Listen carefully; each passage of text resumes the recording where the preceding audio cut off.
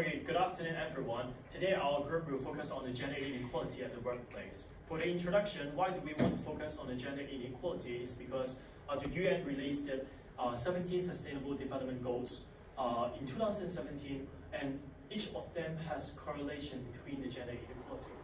And if we focus on the Sustainable Development Goal 5, we can see that its aim is to achieve gender equality and empower all women and girls. It focuses on women's ability to participate in all forms of decision making, which is a big challenge in all countries. It also focuses on eliminating all forms of violence against all women and girls in the public and private spheres, including trafficking and sexual and other types of exploitation. There is a huge relationship between gender inequality and sustainable development between a wide range of areas such as energy, health, food security, climate change, human rights, consumption, and so on. But I will focus on two parts to talk about. The first part is the economic development. Why is gender equality important to economic development? It's because sustainable development relies on ending discrimination toward women and providing equal opportunities for education and employment. Gender equality has been conclusively shown to stimulate economic growth, which is crucial for developing countries. Despite progress made under the UN Millennium Development Goals, in almost all countries around the world, women still face barriers from entering the labor market. For example, the World Bank reported that as many as 2.7 million women are prevented by law to work in certain jobs. And these barriers translate to almost 160 trillion in lost income potential. So, unless women are empowered to join the workforce, countries will struggle to develop. The other part is the gender and poverty connection. And we can see that when women have paid work, they invest as much as 90% of their earnings back into their families. And we can see that when women earn more income, the health and education of their children improve. And the UN also states that women's education is a crucial factor in cutting child mortality rates. And when women are excluded from working, economies are restricted, and poverty continues its cycle, and it is a very vicious cycle. Women and young girls also bear the brunt of poverty. Globally, about 60% of people suffering chronic hunger, and those are women. And less than 20% of landowners in the world are women. In areas such as North Africa, the number of women landowners is less than 5%. And this leaves women more vulnerable to food insecurity, violence, and also food shortage. Our objectives to promote this program is to promote the gender equality and diversity to the public through our workshop. And also we want to create and act as a platform for them to express their experience, their comments, and also inquiry. We will represent the Association Concerning Sexual Violence Against Women, and it is an NGO that works to raise awareness of sexual violence against women and promotes a gender equal environment. Its belief is that every woman should enjoy rights of freedom and liberty and free from gender discrimination. Why gender inequality in the workshop is focused because always in the workplace there are second generation bias. It is different from the first generation gender bias. It's because first generation gender bias only focus on the intentional acts of discrimination, while the second generation gender bias focus on the cultural beliefs about gender. For example, like the woman has less powerful than man in terms of the working performance, and it acts an invisible barriers to women's advancement. And also there are many stereotyping of gender roles in the workplace. Women are still expected to bear a larger shares of housework and childcare, and more than half of Hong Kong employees are unwilling to hire women. So why do we also want to target male? Because gender discrimination in the workplace not only happens to female, it also happens to male. For example, like there is unexpected educational opportunities, they are unable to take the maternity leave, and they have no special counseling service for men provided by the government, and there's no male specialist. And I will give Lina to talk about the plan. The second part is our activity proposal. First of all, we will post a message through the NGO Anti-Sexual Violence Resource Center social media account, for example, Facebook, Instagram. Why we choose social media is that social media has the power to affect social change. Also, social media can spread information quickly, and the followers of NGO have had a strong interest in gender equality issues already, and thereby attracting more people to join our activities. For our target group, we mainly focus on employers, both female and male. We hope that the participants will reach at least 50. Our program will last for 6 months. And every participant of this program will have a reward upon completion. We will donate $500 to RUONAN on behalf of the participants' names. Compared with cash reward, it's more meaningful to give than to take. And also it includes our aim, which is promoting gender equality. We have five activities in total, and in addition to introductory section, other activities belong to experiential learning. The first one is introductory section, which is last for 1.5 hours. It consists of 3 parts. We will first introduce the program, then we will distribute the pre-questionnaire. The pre-questionnaire consists 4 parts, which are personal information, their ways to deal with gender discrimination, their past experience of being discriminated, and participant feeling towards gender discrimination. This is a design of our questionnaire. And the lecture topic is about gender equality, inequality in workplace. The lecture will around 1 hour, and the activity goals are divided into 3 parts. The first one is knowledge. We want our participants to understand the current situation of gender inequality in the workplace and the laws of Hong Kong towards gender inequality. Secondly, we want our participants to have the ability to judge and cope with gender discrimination. Thirdly, we want them to build up an equal gender perspectives and bravely step out against gender discrimination. And we will use a short movie during the lecture to further explain what is gender inequality. For the context of lecture, we will mainly talk about the difficulties that most women are facing nowadays in your workplace, for example, unequal pay for equal work. Also, we will talk about the legal protection against gender inequality in Hong Kong. We also talk about what can we do when we face gender inequality. Role playing is a second activity by playing different roles in different scenario. Role players can express their thoughts. The actors can express their views on the incident and recognize gender discrimination in the workplace. After the end of the play, there are professionals to explain so as to let the participant understand more current laws and the situation. Also answer the audience conclusion. Through role-playing, participants will have a more deep understanding of gender discrimination, and they will learn how to deal with it in reality. The first sitting is about a pregnant woman attend a job interview, but he was turned down by the employer due to her pregnancy. And the third sitting is about sexual harassment from a manager to his employees.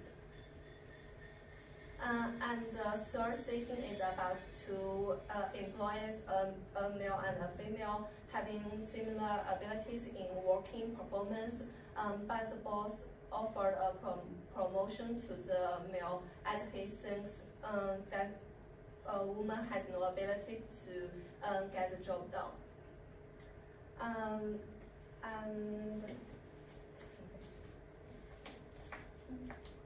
I will be talking the rest of the activities we're going to do in this program. So the third activities that we're going to do is a social experiment. So throughout this activity that we hope the participants will experience the gender inequality at workplace in first person under an unknown situation that they have no preparation at all, and see how their reaction is. And our arrangement will be having 10 people per group, and altogether we have 5 groups together. And at the venue of the restaurant, we will having them to have a meal time, and during the meal time they will see a pregnant woman being asking for an interview opportunity but gets rejected, and see how they are going to react to the situation. And the fourth activity is after the role play and also the social experiment. We will have them a sharing section that it lasts for 1.5 hours. So we want them to reflect on the activities and to exchange experience through the peers, and also to stimulate the people's innovation and growth in such support. So in this sharing, I'll have them to share the most memorable events or episodes in the previous activities, and to reflect on how they react or how did they deal with the situation. And the last activity that we're going to do is a social media campaign. So it's a rather new campaign that led them to have making videos and their own experiences, reflections, or even a short film with some inspirational sharings onto the social media such as Facebook, Twitter, or Instagram. So throughout this activity, they are being the actor rather than just to be the experience. So to also encourage the others rather than just inside the participants' circle, also their friends and family to join into the campaign through the network. So what did they do is that they can make a video and share on the they can make the videos and share on the media, and the video has to be related to the gender inequality, and then they can add the hashtag of working for the same afterwards. So the next one will be evaluation part.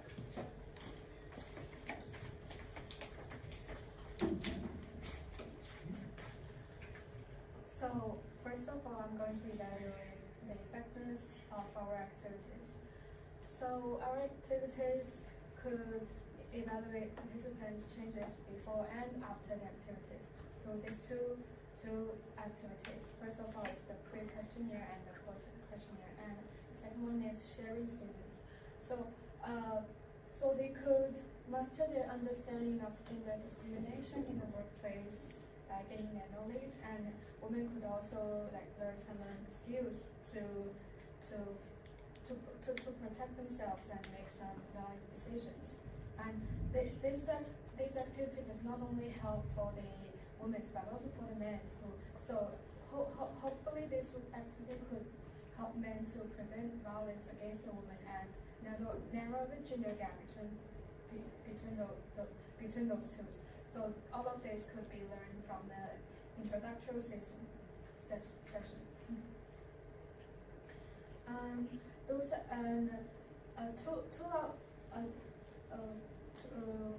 Two of the activities are quite impressive for the participants. And first one is the social experiment, because as I searched online, there are very little organizations have similar activities like social experiment, and most of them are just lectures, guest lectures, or the online lectures.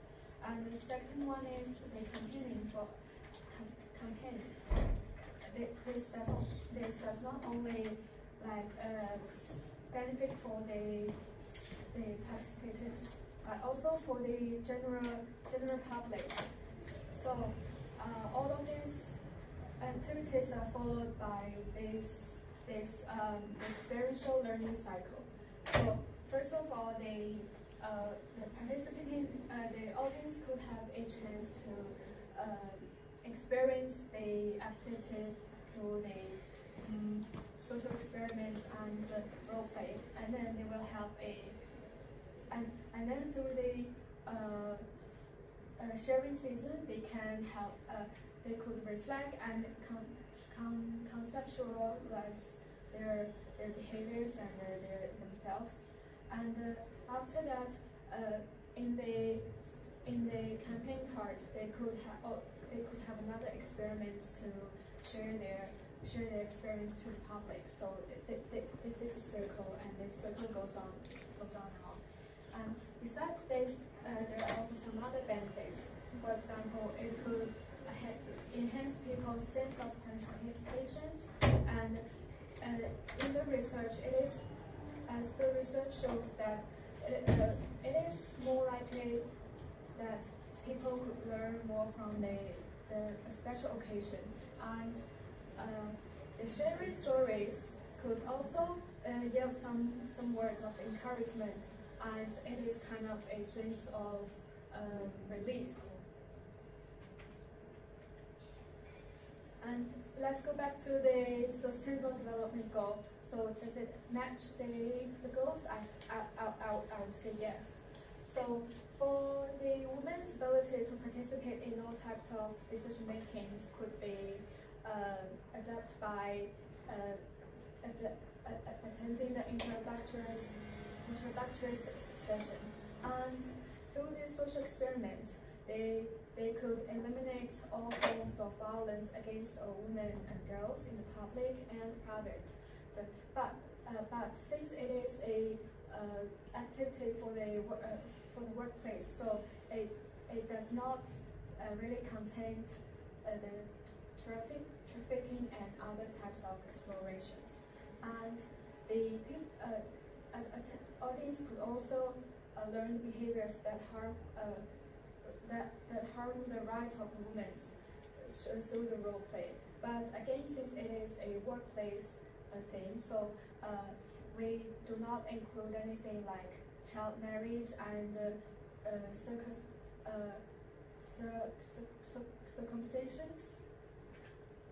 So the budget is relatively reasonable because there is no additional products and there is no people who, for example, people who wanted to just get an iPad to attend these activities. The other people who is really wanted to, or who is really needs help to attend this activity. And again, as my groupmate said before, all the money goes to the charity to support women in hurt. So, how is our activities better than other ones? So, first of all, it assesses participants' knowledge before and after their involvement in the program. So there is comparison. So not only they can know how much they have gained, and also it is a reflection for ourselves. And also because of the unique activities, so the activities could attract more audience, not only the participants but also for the general public. And all the families are donate to the NGOs, so this is also promoting sustainable goals, development goals. And this is not a lecture-based boring section, so there is so people could attend our activities like very flexible rather than other lecture-based activities. Okay, this is my part, and I will now pass to my next groupmate. So let's move to the limitation part. Firstly, the recruitment of the participants. Then maybe the followers of the ACSVAW are limited, and we cannot make sure that each people who have seen our activity can be really very interested and would like to participate in. So maybe that we need long time to recruit a designated number of people. And the duration of the activity, that the participants may not want to spend too much time on weekends to take part in our activities, because most of them are workers, and after all, that weekend is their only rest time. And content of our lecture is related to the background of the gender inequality in workplace, and maybe it is a little boring. So there are some suggestions to improve our limitations. The first one is to use a more engaging and effective way, such as the quick flashing, to attract people's attention in really a short time. And I think most of the participants can have similar experience, because when we see some similar signs, that we will have the same feeling and would like to participate in those events in a volunteer way. And the duration of the activity, then we can cut one role play into several sessions and shorten the time of the social experiment. And the content of the lecture, that we can focus on when we encounter the gender discrimination, how should we deal with it, and study some solutions in order to apply them if we meet the same situations in the future. So to conclude, according to the report released by the World Economic Forum on the 18th, that the global income gap between the men and women is becoming narrow in 2018, but the proportion of the women entering a job is still lower than that of men, and there are several reasons. The first one is that women bear more family responsibilities. The second is that women are underrepresented in areas of work that require knowledge and skills in technology, engineering, and mathematics. And the third one is the infrastructure for children care and internment that helps women enter and return to the workplace is not perfect. And the last one is the development of the AI is becoming a new challenge to achieve gender equality in the workplace. So in the future, that we should try our best to narrow the gender gap, and there are several ways, such as the effective training, retraining, skills upgrading, a practical pace for transforming workplaces in the future. And I hope that those ways can be very effective. And that's the end of our presentation. Thank you.